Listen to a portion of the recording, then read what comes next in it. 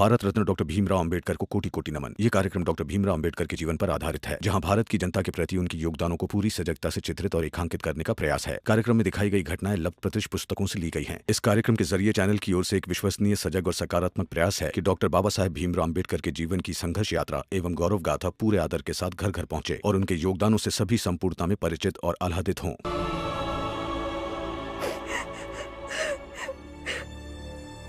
ये तो लक्ष्मी दीदी के रोने की आवाज है। देखते हैं।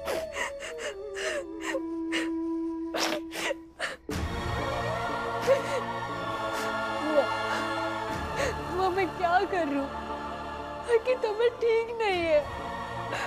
मेरे पास जो पैसे बचे थे तो आई ने छीन लिए। मैनेजर साहब भी पैसे देने वाले थे। मैं क्या करूं? कोई उपाय नहीं है भाई मेरे पास। लक्ष्मी, रो मत बेटा, शांत हो जा, विश्वास रख, कुछ ना कुछ उपाय जरूर मिल जाएगा।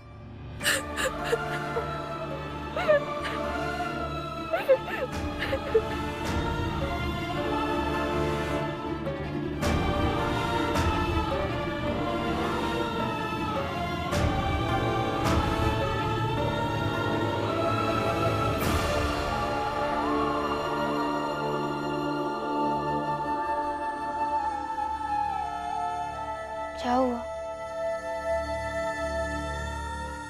नींद नहीं आएगी रमा मुझे। मेरी भाभी वहां पैसों के अभाव से रो रही है। मुझे जाना होगा। मैं भी चलती हूँ। तुम क्यों आ रही हो? घर में आराम करो। नहीं, मैं भी चलती हूँ। और मैं जानती हूँ कि आप कहाँ जाएंगे। बहुत मेहनत करेंगे, क्योंकि जरूरत छोटे लोगों की लक्ष्मी दीदी को और ऊंचे लोगों के शिशुपाल जी को है। भाई के लिए पैसे इन्हें चाहिए तो उन्हें घर बसाने के लिए पैसे चाहिए। चलिए। रात भर दूर दूर तक घूमना होगा। थक नहीं जाओगी? आप ही कहते हैं ना, जब लक्ष्य बड़ा होता है तो थकान नहीं आती है। और अभी तो लक्ष्य दो लोगों की जिंदगी को आसान करना है, तो थकान कैसे आएगी?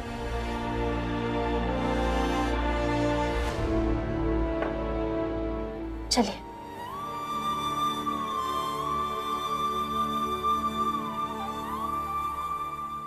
कहाँ जा रहे हो? अभी अभी तो आए, तुरंत कहाँ जा रहे हो? आप नहीं समझेंगे। मैं समझाऊंगा तो भी आप नहीं समझ पाएंगी। जाने दीजिए, हम कल सुबह आ जाएंगे। बेवकूफ लग रही हूँ कि तुम समझाओगे और मैं समझ नहीं पाऊंगी। बताओ कहाँ जा रहे हो? हर समय जिद क्यों करती हैं आप? हर बार तमाशा करना जरूरी नहीं होता। चलो। सही सही बताओ भीम, कहाँ जा रहे हो? आपकी गलती सुधारने जा रहा हूँ। लक्ष्मी भाभी के हाथ से पैसे लेकर आपने जो गलती की है ना, उस गलती को हम सुधारने जा रहे हैं। और सहयोग की ताकत से शिशुपाल जी के जीवन को आसान करने। हाँ, काम तो बड़ा कर रहे हो तुम दोनों। भीख मांग मांग कर लोगों का जीवन सही कर रहे हो। करो। इतना पढ़ लिख कर यही होना बाकी था। जाओ जाओ जाओ। किसा भाई,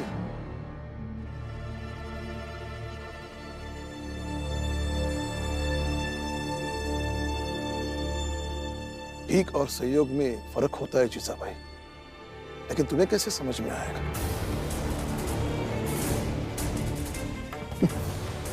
तुम्हें तो अच्छे और बुरे का फर्क भी करने नहीं आता, शांति और अशांति में फर्क करने नहीं आता।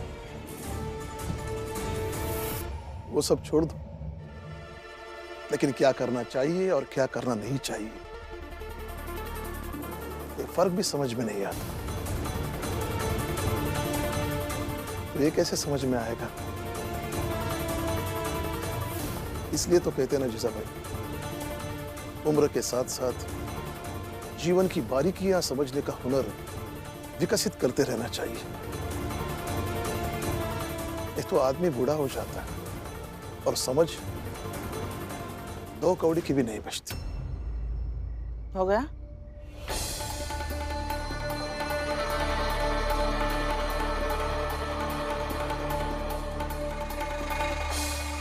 बेटा, इतनी रात को क्यों जा रहे हो? सुबह का इंतजार करते हैं। बाबा, अभी निकलूंगा तो सुबह होने तक मैं अपने लोगों के उन मोहल्लों तक पहुंच पाऊंगा जो बहुत दूर हैं। फिर लोगों के जागते ही उनसे सहयोग मांगना शुरू करूंगा और मांगते मांगते ही घर वापस लौटूंगा। आने के बाद मुझे और रमा को काम पर भी जाना होगा ना। हाँ बाबा, आप हमारी चिंता मत कीजिए, हम सुबह तक आ जाएंगे वापस। तो फिर ठीक है, मैं भी तुम्हारे साथ चलता हूं। बाबा, आप इतनी रात को कहाँ भटकेंगे? रहने दीजिए ना। जहां तुम भटकोगे वहां मैं भटकूंगा, और जहां जहां अंधेरा होगा वहां वहां ये रोशनी होगी। मैं अगर आगे आगे जाऊंगा तभी तो पीछे पीछे हमारी रोशनी होगी, है ना? चलो।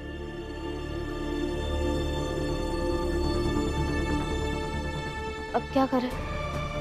कुछ नहीं कर सकते रमा, अब नहीं रुकेंगे पापा। चलो।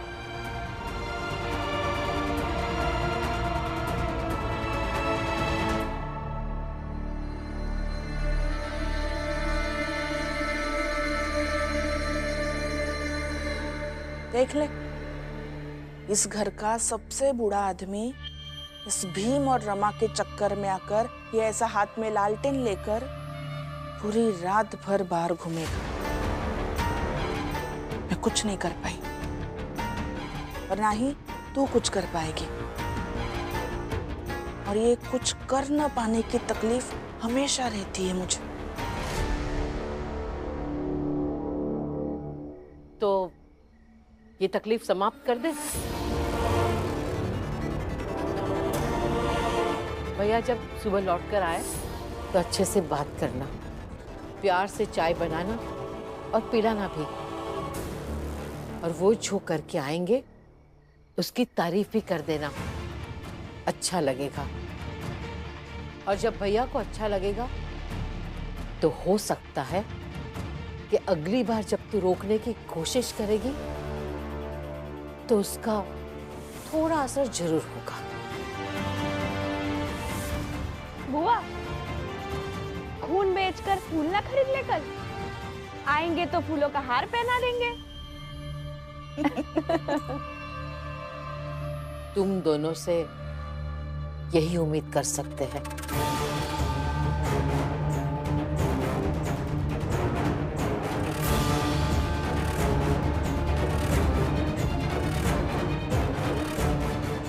जाइए आई, सो जाइए। अपनी नींद खराब करने से ये लोग सुधरने नहीं वाले। तू भी चल, सुबह काम पे जाना होगा ना। चल, चलिए।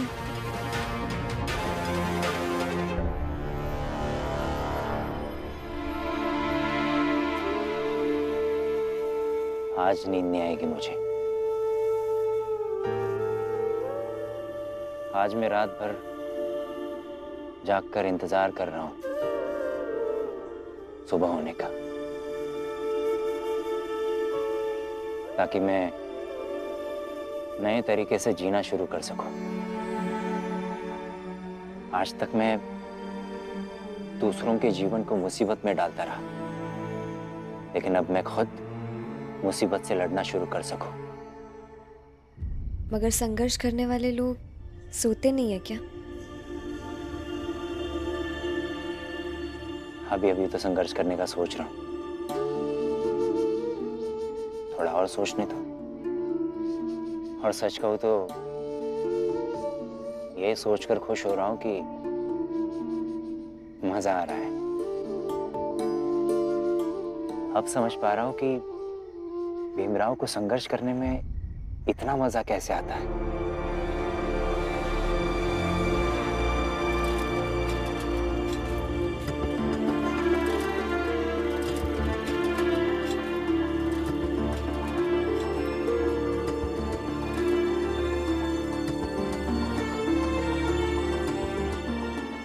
बाबा आप घर चले जाइए ना। रमा, फौजी आदमी हमारे फौज में कहा जाता है कि मिशन पर निकला हुआ फौजी कभी लौट के नहीं आता। और यहाँ फौजी के साथ साथ एक बाप भी हो, लौटने का सवाल ही पैदा नहीं होता। चल चलो। श्यामला, हाथ दो।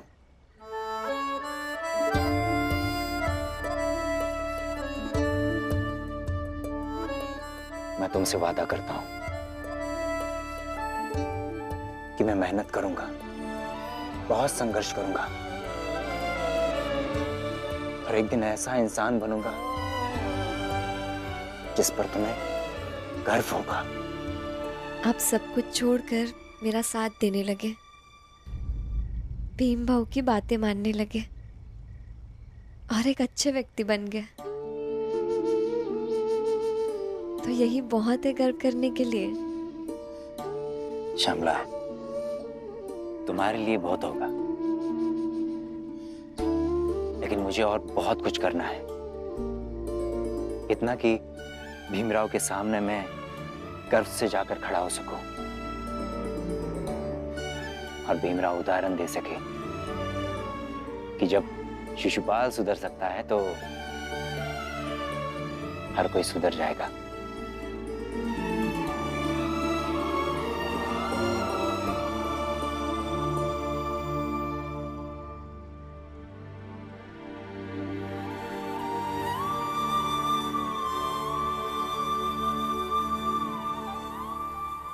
इतनी रात में ये तीनों कहाँ जा रहे हैं? जाने दो इन्हें, चाहे जा रहे हो। इन्हें आवाज देकर रोकेंगे नहीं हम, ऐसे ही बहुत परेशान है, तो जाने दो और देखने दो मुझे।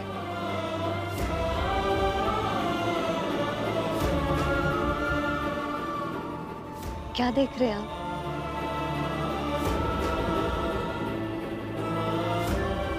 देख रहा हूं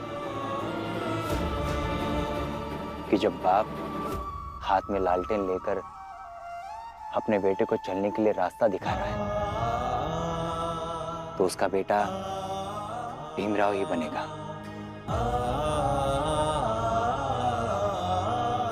मेरे बाबा ने तो मेरे हाथ में लाठी देकर मुझे शिशुपाल बना दिया।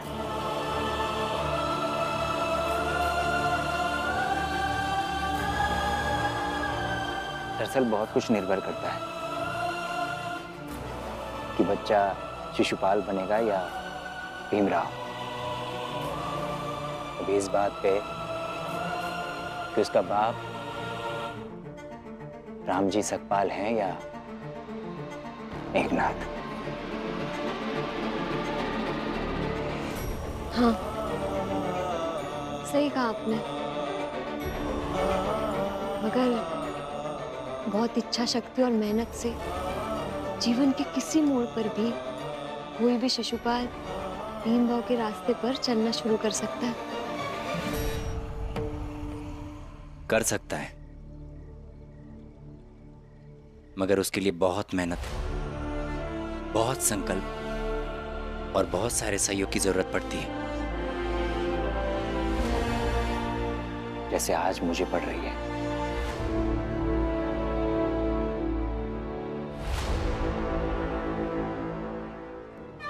अभी तो चलना शुरू किया है ना तूने, देखता जा। इतनी ठोकरें लगेंगी, इतनी ठोकरें लगेंगी ना कि सारी मेहनत, सारे संकल्प कम पड़ जाएंगे। और कोई चाहे कितना भी सहयोग कर ले, अगर वो ये सोच रहा है कि जवानी तक का शिशुपाल एकदम से बदल कर नया नवेला शिशुपाल बन जाएगा, देखेंगे, हम भी देखेंगे ये चमत्कार।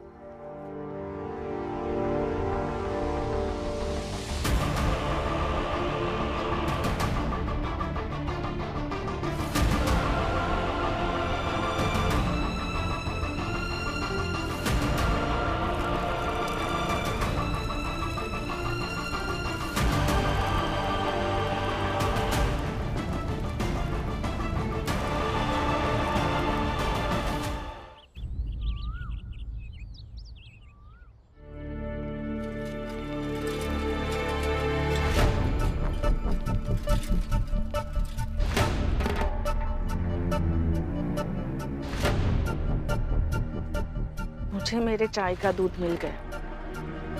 अब जिसे जैसी चाय पीनी है पी। मैं सबके लिए प्रेम से चाय बनाऊं? क्यों बनाऊं? प्रेम की उम्मीद बस मुझसे ही की जाती, बाकी कोई प्रेम से बात नहीं करता।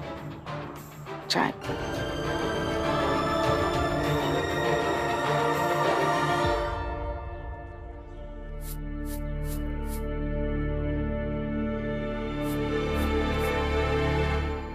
बुआ, वो भीमा और रमा कहाँ गए?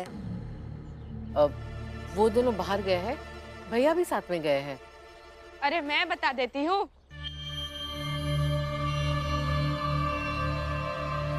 वो तीनों गए हैं घूम घूम कर पैसे की भीख मांगने, ताकि शिशुपाल और श्यामला की मदद कर सके।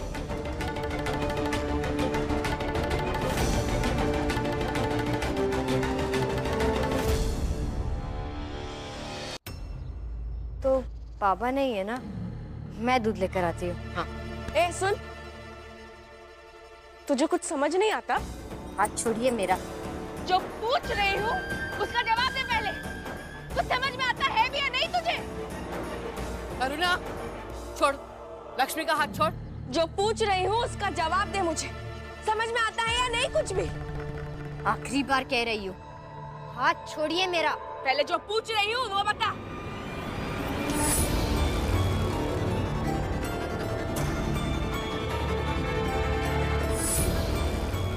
पहले पूरा सवाल सही ढंग से पूछना सीख लीजिए। ऐसे हाथ पकड़कर अकड़ दिखाते हुए पूछेंगी कि समझ आता है या नहीं, समझ आता है या नहीं, तो मुझे क्या पता कि आप क्या जानना चाहती हैं?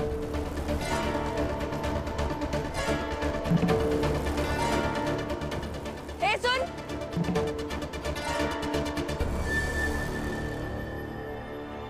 तेरी आई की तबीयत खराब है ना?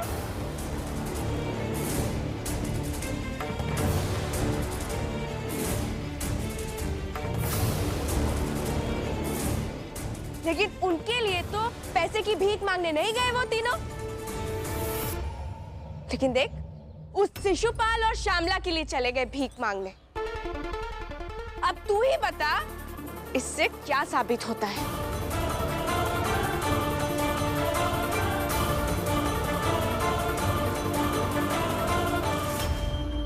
अब ई बात का तो ई मतलब निकलता है कि भीम, राम जी और रमा, ये तीनों लोग जो भी करत हैं, खाली दूसरों को दिखाए के लिए करत है।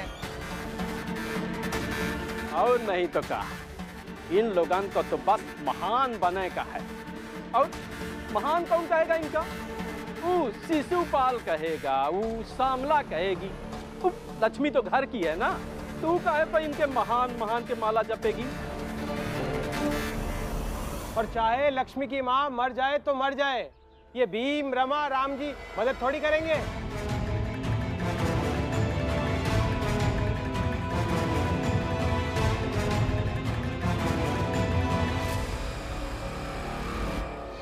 लेकिन मुझे तो बहुत बुरा लगता है, बहुत बुरा लगता है अगर मेरे साथ ऐसा हो रहा होता जो इस लक्ष्मी के साथ हो रहा है।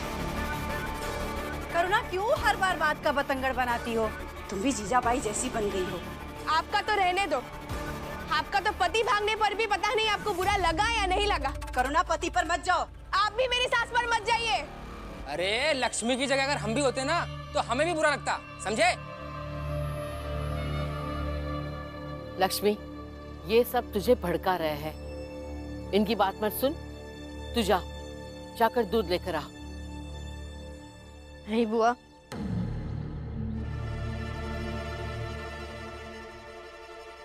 बुरा तो मुझे भी बहुत लग रहा है। अब दूध तभी आएगा जब वो सभी आएंगे और मैं हाथ फैलाकर मांगू कि अब मेरी बीमार आई के लिए क्या लेकर आए।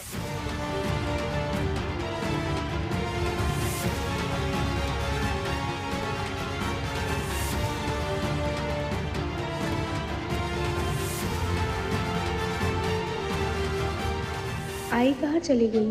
वो होती तो कितना मजा आता।